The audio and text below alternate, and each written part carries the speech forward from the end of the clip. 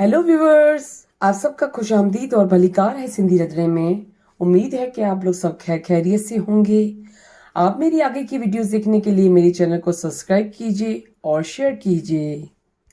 आज मैं आपके साथ summer special banana strawberry shake की रेसिपी शेयर करने जा रही हूँ, जिसमें मैंने ये 150 ग्राम स्ट्रॉबेरी ली है और ये मैंने 4 बनाना लिए थे, उसको इस तरीके से कटिंग कर लिया है। और ये मैंने 1/4 कप शुगर ली है और इसके बाद मैं हाफ लीटर इसमें दूध शामिल करूँगी।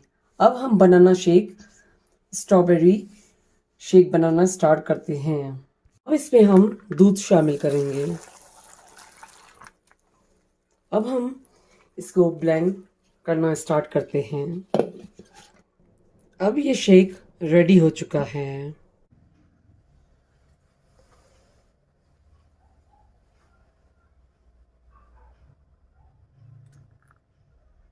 स्पेशल बनाना स्ट्रॉबेरी का शेक पीने के लिए रेडी हो चुका है।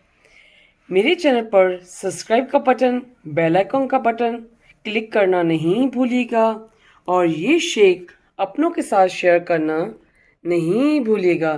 Thank you.